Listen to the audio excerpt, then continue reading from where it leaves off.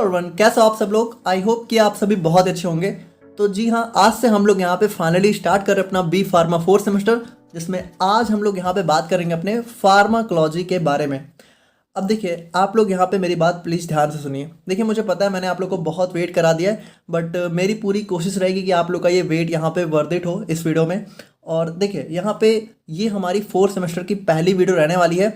तो इस वीडियो को स्टार्ट करने से पहले हम लोग यहाँ पे कुछ चीज़ें समझ लेते हैं कि किस तरीके से हम यहाँ पे आपका फोर्थ सेम कवर करेंगे। ठीक है, किस तरीके से थोड़ा सा पैटर्न वगैरह इस बार रहने वाला है। तो प्लीज़ आप लोग थोड़ा सा इंट्रोडक्शन पार्ट भी ध्यान से देखिए। देखिए, सबसे पहली बात करें तो मैंने आप लोगों से कमेंट में पूछा था कि आप लोग किस तरीके से सिलेबस कवर अप चाहते हो। तो आप लोगों में से मोस्टली बच्चों ने वन शॉट के बारे में ही बोला है। ठीक है, तो ठीक है, हम लोग यहाँ पे आपका सिलेबस वन शॉट में कवर करेंगे। ठीक है, यानी पूरी एक यूनिट एक वीडियो में। लेकिन देखिए, अगर हम लोग बात करें अपने फार्माकोलॉजी के बारे में, तो देखिए, और यहाँ पे हम लोग बात करें तो देखिए, हर वीडियो में हम क्या करेंगे, हर वीडियो में आपको जो है पूरी यूनिट का सिलेबस भी दिखाएंगे। ठीक है, कि आप लोग के जो है सिलेबस में क्या क्या कौन कौन से टॉपिक दिए हुए हैं। और उसके बाद देखिए, हर यूनिट में हम आपको ये भी बताएंगे कि इस यूनिट से कौन से इंपॉर्टेंट क्वेश्चन आते हैं। एंड सबसे इंपॉर्टेंट कि हर यूनिट के एट लास्ट में हम आपसे यहाँ पे कुछ एमसीक्यूज या फिर कुछ क्वेश्चंस भी पुटअप करेंगे, जिनका आंसर आप लोग को जरूर करना है। देखिए, मैंने आप लोगों के लिए बहुत कुछ सोचा है, लेकिन अगर आप लोग यहाँ पे बिल्कुल बस एक फॉर्मेलिटी अदा करना चाहते हो कि आप लोग बस वीडियो देख के देखिए, मुझे ना लाइक चाहिए आपका, ना मुझे आपका सब्सक्राइब चाहिए। बस मैंने जो क्वेश्चन पूछे हैं आप लोग उनका आंसर जरूर करिएगा। ठीक है, एट लास्ट में जो भी क्वेश्चन आपसे पूछे जाएंगे आप उनका आंसर करिए। एंड मोस्ट इंपॉर्टेंट थिंग कि जो भी पहले 5 सही आंसर होंगे उसको हम यहाँ पे नेक्स्ट वीडियो में अपने मेंशन भी करेंगे। ठीक है, तो प्लीज़ आप सभी आंसर जरूर करिए।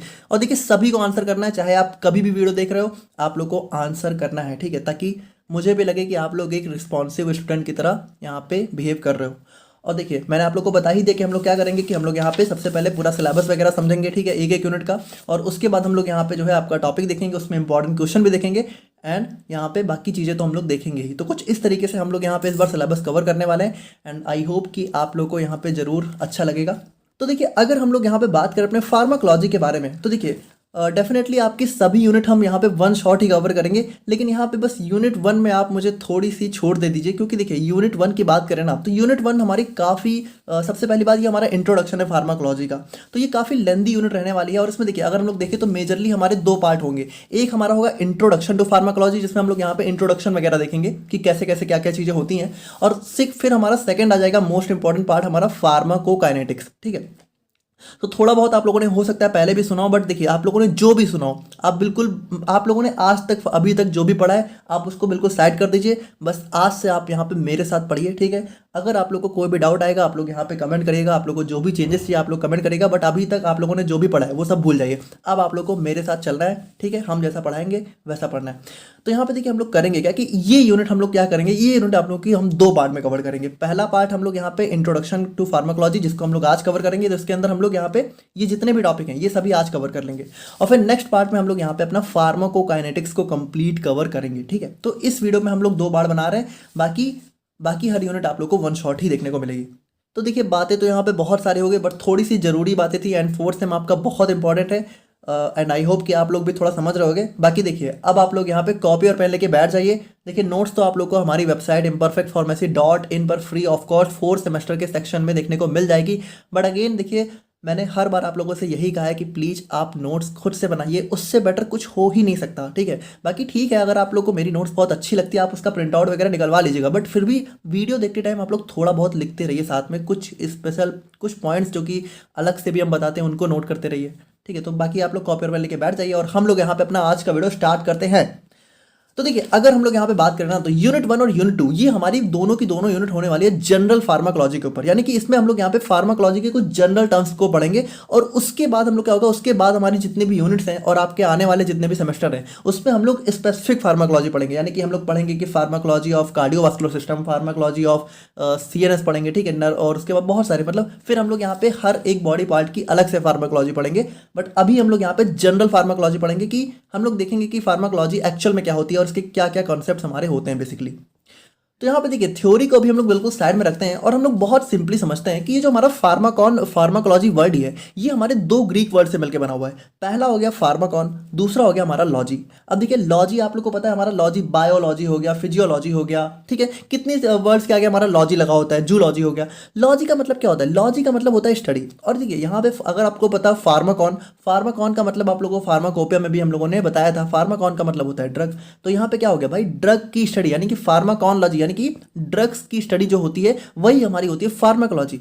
अब देखिए ड्रग्स की स्टडी की भी बात करें तो ड्रग की स्टडी कहाँ, जब हमारी ड्रग यहाँ पे बॉडी में एक बार एंटर हो गई, तो बॉडी में एंटर होने के बाद अब ये ड्रग हमारी बॉडी के साथ जो जो भी करेगी, मतलब हमारी बॉडी में एंटर होने के बाद जो जो चीज़ें एक्शन होंगे, हमारी बॉडी में जो भी चेंजेस होंगे और ये ड्रग जो भी काम करेगी, वो सभी स्टडी हम लोग किस में करते हैं? वो सभी स्टडी हम लोग कहाँ करते हैं? अपने फार्माकोलॉजी के अंदर करते हैं। अब आप लोग एक बात बताइए मुझसे कि आप लोग जो दवा खाते हो वो होती क्या है? क्या वो ड्रग होती है या मेडिसिन होती है? देखिए आप लोग जैसे मान लीजिए कोई टैबलेट खा रहे हो, कोई सिरप पी रहे हो, वो क्या होती है? क्या वो ड्रग होती है या मेडिसिन होती है? तो देखिए आप लोग बिल्कुल कंफ्यूज मत होइएगा, वो हमारी ड्रग नहीं होती है बल्कि वो हमारी मेडिसिन होती है। तो अब ये मेडिसिन और ड्रग में क्या डिफरेंस होता है? देखिए बहुत सिंपल सा डिफरेंस है कि ड्रग हमारी मेन एक्टिव फार्मास्यूटिकल इंग्रेडिएंट होती है जो कि अपना एक्शन शो करती है, मतलब यही हमारा मेन काम करता है। और मेडिसिन क्या होती है? मेडिसिन हमारी इसी ड्रग को किसी एक्सिपिएंट के साथ मिला के जो है अलग अलग डोजेज फॉर्म में कन्वर्ट कर दी जाती है। यानी कि देखिए जैसे टैबलेट हो चाहे सिरप हो, जैसे एक ही दवा हमारी हो सकता है आप लोग को टैबलेट के फॉर्म में भी मिले और सिरप के फॉर्म में भी मिले। उसमें डिफरेंस क्या है? डिफरेंस उसमें ड्रग का थोड़ी है भाई, चाहे सिरप हो एक दवा का, चाहे वो टैबलेट हो, दोनों में सेम दवा होगी, लेकिन डिफरेंस आएगा एक्सिपिएंट में। जो हमारा सिरप होगी उसमें लिक्विड हमारा सॉल्वेंट मिला होगा, और जो हमारा कह सकते हो टैबलेट होगी उसमें कुछ हमारा बाइंडिंग एजेंट हम लोग ऐड कर देंगे, जिसकी वजह से क्या होता है कि वो हमारी टैबलेट के फॉर्म में कन्वर्ट हो जाएगी।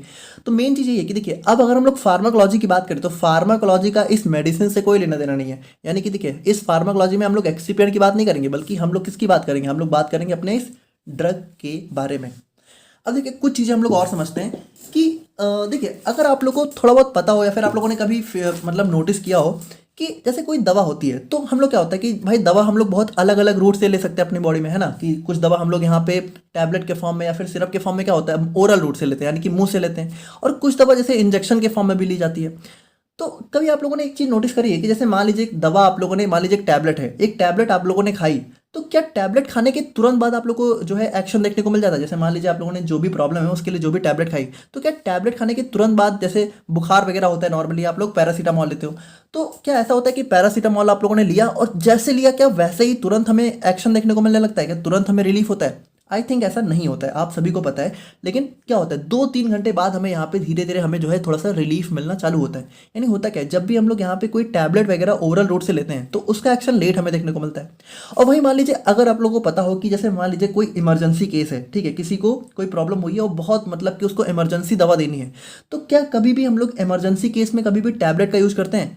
नहीं, ज़्यादातर हम लोग क्या करते हैं भाई, इंजेक्शन का यूज़ करते हैं। या फिर कभी भी इंजेक्शन क्या होता है, इंजेक्शन अगर आप लोगों ने कभी नोटिस किया हो कि इंजेक्शन अगर किसी को दिया गया तो तुरंत विद इन सेकेंड्स उसको आराम मिल जाता है। तो आखिर ये मतलब कैसे कैसे रहा है? क्योंकि दवा तो भाई हम लोग यहाँ पे भी ले रहे हैं, दवा इंजेक्शन के थ्रू भी ले रहे हैं, तो ये एक्शन मतलब ऐसा क्यों हो रहा है कि इंजेक्शन के थ्रू बहुत जल्दी मिल जा रहा है और दवा के थ्रू हमें मतलब टैबलेट के थ्रू हमें बहुत लेट मिल जा रहा है? अब देखिए इसमें इंपॉर्टेंट चीज़ ये है कि आखिर हमारे बॉडी में एक्शन आ ही कैसे रहा है, मतलब दवा हम लोग खाते हैं तो ये एक्शन कैसे आ रहा है? तो देखिए इसका बहुत सिंपल सा आंसर है कि कोई भी दवा अपना एक्शन तभी शो करती है जब वो कहाँ पहुँचती है, हमारे ब्लड स्ट्रीम में। ठीक है, बहुत बहुत इंपॉर्टेंट, देखिए बहुत इंपॉर्टेंट कॉन्सेप्ट है हमारी पूरी फार्माकोलॉजी का कि हमारी दवा एक्शन कब शो करेगी। हमारी दवा एक्शन तभी शो करेगी जब वो पहुँचेगी हमारे ब्लड में। अब यहाँ पे एक बात बताइए कि जैसे जो इंजेक्शन है ये कहाँ लगाया जाता है? क्या ये इंजेक्शन हमारा जैसे, अब देखिए इंजेक्शन में बहुत अलग अलग टाइप के होते हैं, लेकिन मान लीजिए हम लोग आईवी इंजेक्शन की बात करें, इंट्रावेनस, तो इंट्रावेनस इंजेक्शन कहाँ दिया जाता है? ये डायरेक्टली हमारी नसों में लगाया जाता है। और हमारी जो नसें होती है, हमारी जो वेन्स होती हैं, उसमें क्या होता है भाई, डायरेक्ट ब्लड फ्लो हो रहा होता है। तो यहाँ पे देखिए जब भी हम लोग वेन्स में जो है अपना इंजेक्शन लगाते हैं तो क्या होता है, हमारी दवा तुरंत हमारे ब्लड स्ट्रीम में डायरेक्टली पहुँच गई। और वहीं जब हम लोग कोई दवा क्या होता है, जब हम लोग कोई दवा ओरल रूट से लेते हैं, ठीक है, तो वो डायरेक्टली हमारी ब्लड में नहीं पहुँचती है, बल्कि उसके साथ कुछ स्टेप्स होते हैं, तो उनको भी हम लोग थोड़ा सा डिस्कस करते हैं। तो देखिए एक्चुअल में होता क्या है कि जब भी कोई दवा हम लोग ओरल रूट से लेते हैं, देखिए आप लोग प्लीज बहुत ही ध्यान से समझिएगा, बहुत इंपॉर्टेंट चीजें हैं। अगर आप लोगों ने ये सब चीजें अभी थोड़ा सा समझ ली ना, आप लोग को आगे के टॉपिक्स इतने इजीली समझ आ जाएंगे। और अभी तो इनको हमें बहुत डिटेल में डिस्कस करना है। आप ये मत सोचिए कि अभी हम लोगों ने यहाँ पे डिस्कस कर लिया बस काम खत्म, ये तो बस आप लोग को थोड़ा सा इंट्रोडक्शन दे रहे हैं कि होने क्या वाला है। तो होने क्या वाला है, देखिए जैसे हम लोग कोई दवा जब ओरल रूट से लेते हैं तो ओरल रूट मतलब हम लोगों ने अपने माउथ से ली। अब माउथ किसका पार्ट होता है, माउथ पार्ट होता है जीआईटी का, गैस्ट्रो इंटेस्टाइनल ट्रैक्ट का। यानी कि जब हम लोग कोई दवा ओरल रूट से लेते हैं तो वो बेसिकली जाती है हमारे जीआईटी में। और देखिए होती क्या है, जीआईटी में भी ये जो दवा है तो अब इसके साथ 4 स्टेप होंगे। पहला हो जाता है एब्जॉर्प्शन, दूसरा हो जाता है डिस्ट्रीब्यूशन, तीसरा हो जाता है मेटाबॉलिज्म, फोर्थ हो जाता है एक्सक्रीशन एडीएमई, शॉर्ट में हम लोग बोलते हैं एडीएमई। यही होती है हमारी फार्माकोकाइनेटिक्स, जिसको हमें डिस्कस करना है अपने नेक्स्ट वीडियो में। हम लोग यहाँ पे एडीएमई को बिल्कुल नहीं डिस्कस करेंगे, आप बिल्कुल परेशान मत होइए, बस हमें थोड़ा सा एब्जॉर्प्शन और डिस्ट्रीब्यूशन को देखना है, ठीक है। तो देखिए होता क्या है कि जब भी हम लोग कोई दवा लेते हैं, मतलब अपने माउथ से लेते हैं, तो होता क्या है, वो जीआईटी में जाती है। और जीआईटी में इस दवा का 2 तरीके से एब्जॉर्प्शन हो सकता है या तो इसका एब्जॉर्प्शन हमारे स्टमक से हो, और या तो हमारा इसका जो है इंटेस्टाइन से हो। अब कौन सी का स्टमक से होगा, कौन सी का इंटेस्टाइन से होगा, ये सब हम लोग बाद में डिस्कस करेंगे। अभी आप लोग इतना समझिए कि जब भी हम लोग कोई दवा अपने माउथ से लेते हैं तो वो जाती है जीआईटी में, जीआईटी से उसका हो जाता है एब्जॉर्प्शन। एब्जॉर्प्शन कहाँ होता है, एब्जॉर्प्शन हमारा हो जाता है उसका ब्लड में, ठीक है। और ब्लड में भाई क्या होता है, भाई ब्लड में जब कोई दवा एब्जॉर्ब हो गई, ठीक है, तो अब देखिए अब ये दवा हमारी ब्लड में पहुंच चुकी है। तो मेन चीज देखिए, मेन चीज क्या है कि यहाँ पे ये लेट क्यों हुआ और यहाँ पे ये फास्ट क्यों हुआ, क्योंकि यहाँ पे देखिए फास्ट क्यों हुआ, क्योंकि ये इंजेक्शन डायरेक्टली ब्लड में पहुंच गया। और ये जो हमारी टैबलेट थी, इसको हमारा ब्लड में पहुंचने के लिए क्या हुआ कि हमारे पूरे जीआईटी से जाके फिर जाके ब्लड में पहुंची। तो ये जो जीआईटी से पास होते होते जब तक ये ब्लड में पहुंचती है ना, तब तक यहाँ पे काफी टाइम बीत जाता है। मतलब कि जैसे मान लीजिए कोई टैबलेट है तो ये हमारी बॉडी में जाती है, बॉडी में जाने के बाद फिर ये टूटती है, इसका डिसइंटीग्रेशन होता है। ये सभी हम लोग बहुत डिटेल में डिस्कस करेंगे, आप लोग परेशान मत होइए। कोई दवा है हम लोगों ने खाई तो वो हमारे जीआईटी में गई, तो जीआईटी में टाइम लगता है, ठीक है। आप इतना समझिए कि जीआईटी से ब्लड में आने में उसको टाइम लग जाता है। इसी टाइम की वजह से क्या होता है, हमारी ओरल दवा का जो है लेट एक्शन आता है और इंजेक्शन का फास्ट आता है। बस इतना ही स्टेप है, बाकी उसके बाद सेम चीजें होंगी। तो देखिए अब हम लोग समझते हैं बहुत इंपॉर्टेंट चीज कि दवा एक्चुअल में एक्शन कैसे शो करती है। ठीक है, चलो ब्लड में पहुंच गई, अच्छी बात है, लेकिन ब्लड में पहुंच के भी एक्शन कैसे शो करती है। जैसे भाई मान लीजिए कोई सर दर्द की दवा आप लोगों ने खाई, ठीक है, तो आखिर वो सर दर्द की दवा उसने कैसे ठीक किया, वो सर दर्द मतलब कि वो सर तक पहुंची कैसे, वो ब्रेन तक कैसे पहुंची। तो अब आप लोग समझिए कि हम लोगों ने क्या देखा, हमारे दवा के साथ 4 स्टेप होते हैं, एब्जॉर्प्शन, डिस्ट्रीब्यूशन, मेटाबॉलिज्म, एक्सक्रीशन। तो यहां पे देखिए जब हम लोग की दवा एब्जॉर्ब हो चुकी है हमारी ब्लड में, ठीक है, अब जैसे आईवी रूट में क्या होता है, एब्जॉर्प्शन वाला स्टेप खत्म हो जाता है, डायरेक्टली हमारा डिस्ट्रीब्यूशन होता है। तो डिस्ट्रीब्यूशन मतलब कि अब देखिए जब कोई दवा हमारी ब्लड में पहुंच गई, तो अब आप एक बात बताइए, क्या ब्लड हमारी बॉडी में किसी एक ही जगह होता है, भाई ब्लड तो हमारी पूरी बॉडी में दौड़ रहा होता है। तो जैसे ही कोई दवा हमारी ब्लड में पहुंचेगी, इसका क्या होगा, डिस्ट्रीब्यूशन। डिस्ट्रीब्यूशन का मतलब क्या होता है भाई, डिस्ट्रीब्यूट हो जाना, एक जगह से